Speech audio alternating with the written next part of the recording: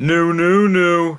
You know it. Oh, radio, tell me everything you know. It's a new era for AEW starting in 2025, and no better way to kick off with the signing of Matt Cardona. Welcome back to Fog Wrestling. You've got Netflix, forget about Netflix. You've got Zack Ryder, and we're riding in to the new year. On Max. On Max, damn it. We're pushing it to the metal. Push it to the limit. Is this going to save AEW? No, because this is a guy that's competed on Rampage against 55-year-old Chris Jericho and it amounted to fuck all. So it's obviously going to do nothing for them. Actually, on Rampage, it was against Brian Keith. Well, it was against Brian Keith, but when's the match against Is that ROH Final Honor? Is it? Well, there you go. That tells you all you need to know. I think it's Final Hour, not Honor, but either way, it doesn't really matter. Yep, Ned Stark doesn't watch Ring of Honor. It's Ring of Honor. Nobody is watching it. However, Tony Khan has stated, got a bit of double action going here. Double action, Tony Khan and Mark Cardona. We'll start with Tony... Did I call him Mark Cardona? Well, he is a bit of Mark. Right, Tony. Mark, Zack Ryder, shite. What do you make of Matt Cardona and Chelsea Green becoming the first husband and wife United States champions? Obviously, it can never be done before.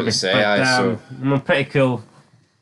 Pretty cool. Anyway, Consider it could never happen before. So Tony Khan was on the Ring of Honor Final Battle media call. Alright, it's Final Battle, not Final Hour or Final Honor. Final Battle. See, if it was, you don't mess up WrestleMania. You know what I mean? Nah, you don't.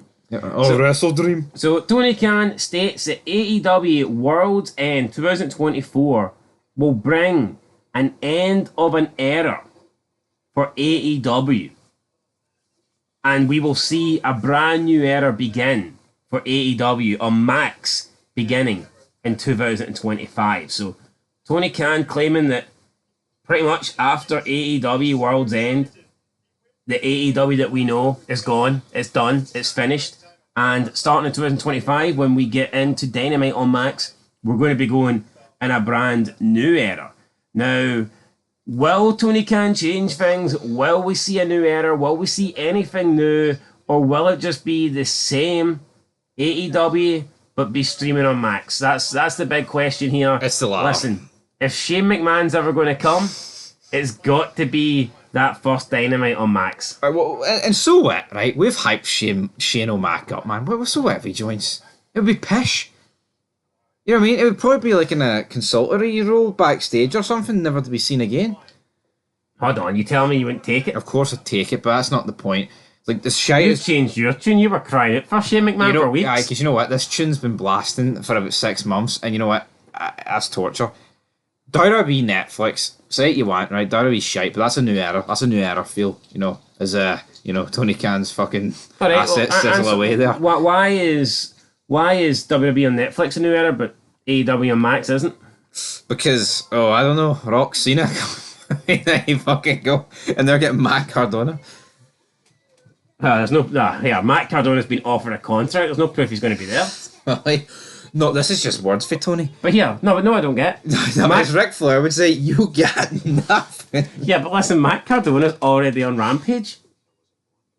So why would he can't debut surely on fucking Dynamite? He's already been on it. Wasn't born a star. Sure as fuck didn't become one.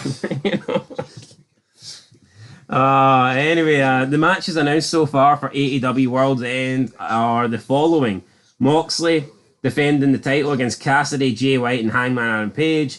We've got Mariah May versus Thunder Rosa in a Tijuana street fight for the AEW Women's Championship.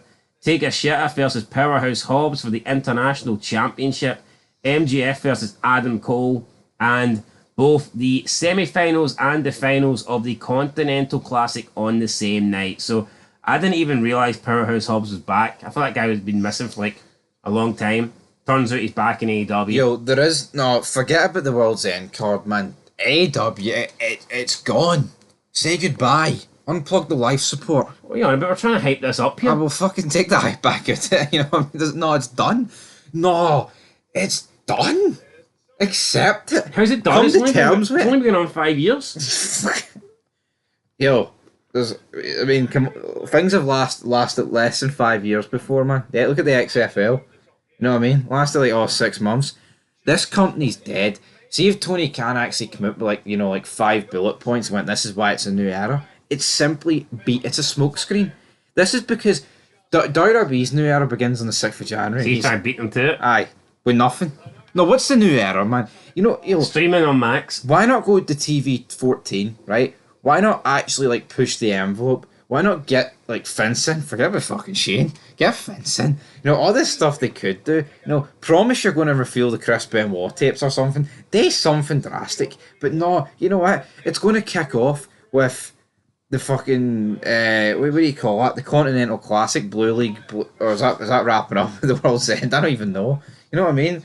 Oh, brand new era. Here's the Blue League against the Gold League. It's done.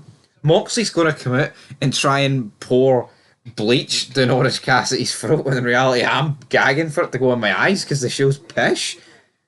We need some of that bleach. Anyway, AEW new era. Tony Khan claims, will we see a new era or will we... I don't know. I just don't know. Has AEW even had an era? Like, does AEW feel different right now to what it did in 2019? Absolutely, yes. But what would you describe in errors then? What was that era? I can't really pinpoint like an era in terms of a name or anything like that, but it did feel a lot different. Of course it would. Nothing's going to feel the same. Listen, it's hard to pinpoint. So pinpoint when was the last era change No, for but AEW? we're watching ECW since it's been rebooted. I mean, I don't think you could split it into eras, but I mean, you can clearly see the show feels different I could. at several points. Decent shite. Utter shite. You know, so I mean, we'll wait and see what happens. If it's truly a new era, then that means Tony Khan needs to do something big. Will he do something big? I would, honestly, man. I don't know. I'd change it up though. It's done. There's no more rolls of the dice, right? You brought in guys 5 years ago like Jericho, Sting. You fucking dropped the ball with Sting. Are you giving him one more chance? What, Sting? No, Tony Khan. No. I mean, I'll still review the shows because I mean, I feel like I've been fucking forced to over the years. So but you don't think nothing? He can't do nothing. you got nothing. No, you're not giving him the benefit of the doubt. One last Give opportunity. Ric Flair 2 hours every week, man, in the ring, pissed, cutting promos. Hey Daniel. You know, it's like, yo, say Daniel Bryan returns from his like 4,000 neck injury. What does it do for you? He still looks like the Blockbuster employee that he looked 10 years ago. Blockbusters went out of business years ago, mate. I just don't really know what to say, man. You know what? It's like, once upon a time, I used to love burying AEW. It's sick. Being a dead horse now. No, it is. It's like, you know, it'd be like ripping the piss out of Make-A-Wish kid every week. That's what it feels like. It's got something wrong with it. It's not nice. It's not right. It's like a form of fucking bullying. No, it's the truth. So we should defend AEW? We shouldn't defend it. Like, it should just be... Forget about Check it into the orphanage and sayonara, man. Lock it in the basement. Send it to the wall. The Night's Watch. Aye. Anyway, let's move on then to Matt Cardona then. That's what we talked about. So, back in October, Matt Cardona noted that he was legit shocked that he'd not received an offer from either WWE or AEW. Recently, he's been working a program with Chris Jericho for the Ring of Honor World Championship, heading into Ring of Honor Final Battle on December 20th. And that's included some appearances on AEW programming, and many have questioned the contractual status of the indie god. What's next for him? AEW have recently began selling Matt Cardona merchandise at Shop AEW. You can go and get a new t-shirt if you want. That's not a plug, it's just simply giving you the option. If you don't want to spend $25 on a wrestling shirt in 2024, I certainly do not blame you. And the talk of AEW's contract for Matt Cardona has grew. You know, Meltzer has spoken about it. Wrestling Observer Radio, Big Dave Meltzer, seems to have a lot to say. Says a lot, but says nothing. He said, quote, "I know he was offered a contract. I don't know if he signed it, though." And my laptop's just died, but I tell you what, there wasn't much left. Talk shite for a minute. Right. You know what? You could have just made up a quote for Meltzer because it's so fucking sweet. You know, I don't know, but You know they're 5 stars, buddy. It could have been A3, it could have been A4, it could have been A5. I don't know if he signed it, but there's a signature on it. Brother. Yo, I don't give a fuck if Matt Cardona signed a contract or not, man. I mean, you said like a couple of weeks ago, or it might have been yesterday, I don't even know, man. Time passes when you're having fun talking about wrestling. You said something about he needs to pick a company and stick at it. Matt Cardona's pish. You know what I mean? Wrestling's pish. I'm sick of this charade, man, that everything's great. I fucking despise it. But you know what? I'm here to talk about it, so I'm fucking champing at the bit for this Dave Meltzer quote. Yeah, we're almost there. We're almost there. Hold your horses. We're there. Dave Meltzer. Dave wants me to pay $12.99. I'm going to say no to that. But give me the quote either way. Yeah, so let's just go back to the beginning. Oh, It's alright, it's only like Adam and seconds long. Dave Meltzer said the following when asked if Cardona is close to signing with AEW. He said, quote, I know he was offered a contract. I don't know if he signed or anything. So yeah, I guess maybe close. End of quote. Oh man. see the fact though, right? People are paying money for this. See the fact that he's in AEW though, right? And he's like having matches in ROH and he's actually appearing on the. He signed some form of contract. You know what I mean? That's just utter BS for Meltzer. Yeah, not great. I know he was offered a contract. I don't know if he signed or anything. So yeah, I guess maybe close. It actually. Yo, we could turn. No, but listen, Meltzer doesn't need inside information, right? Let's say we were charging people $12.99 for a newsletter or a radio station or whatever. We could, just like you said there, right? We could look at Matt Cardona appearing on Ring of Honor, and we could know that Tony Khan owns Ring of Honor. We could then see that Matt Cardona has appeared on AEW programming to promote the feud with Jericho.